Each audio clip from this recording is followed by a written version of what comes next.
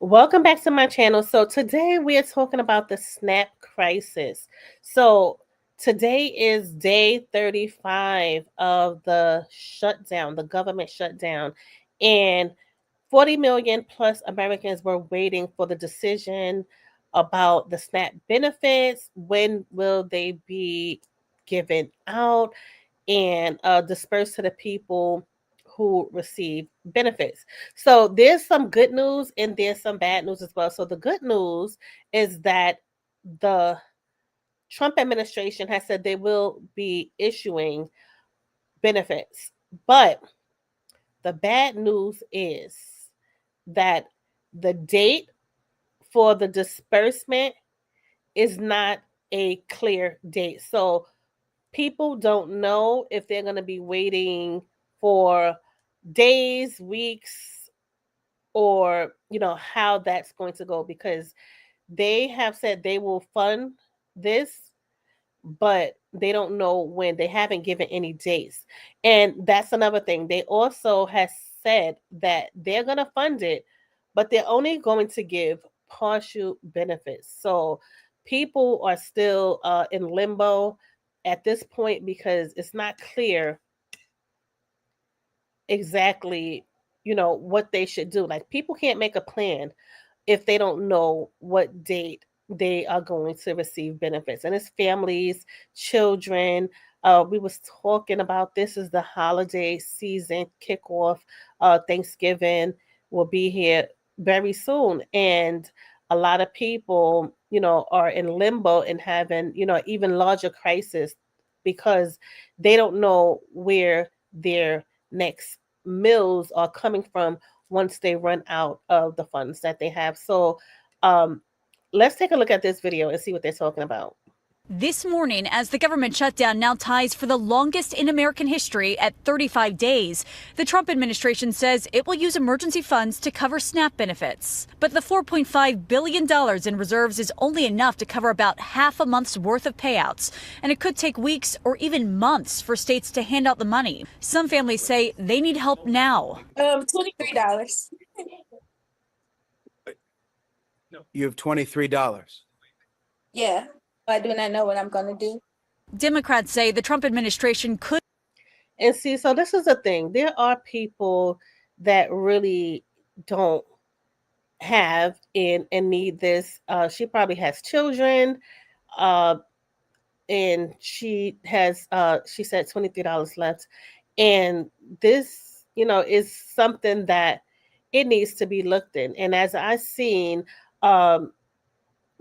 people discussing this, food is a necessity. So people need food. So if they don't have the funds, or people, live paycheck to paycheck, people have many different situations why they are receiving benefits. But, this is going to be, it already is a headache for most people, and very chaotic. So people are trying to figure out how are they going to make this work until the funds are dispersed. Fund the entire program using tariff revenue currently allocated to pay for school lunches for children and nutrition programs. This is an intentional, vicious choice that Donald Trump and Republicans are making. But Republicans say using that money would pose an unacceptable risk to low-income children.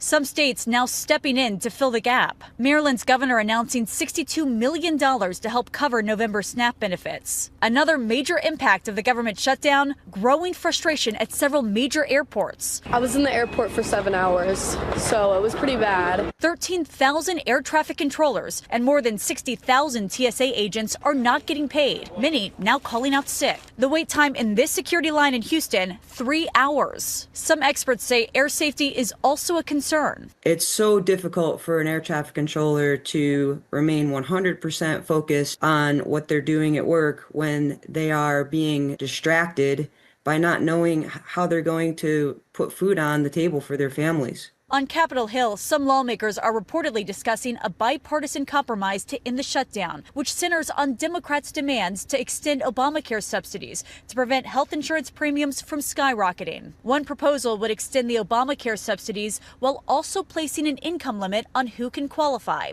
The top Republican in the Senate not discussing details, but saying he's hopeful a deal can be reached this week. And one idea that does not appear to be gaining traction is eliminating the filibuster to reopen the government. Republicans say they don't have the votes. Well, this is going on, really long and far too long. This is now tying for the other government shutdown that was the longest government shutdown. So if it doesn't end today, then this is going to become the longest shutdown ever that we've had. And we see in this amount of time how things have fallen apart within the government, because it's not only SNAP benefits, it's so much more going on where people are used to having a certain standard.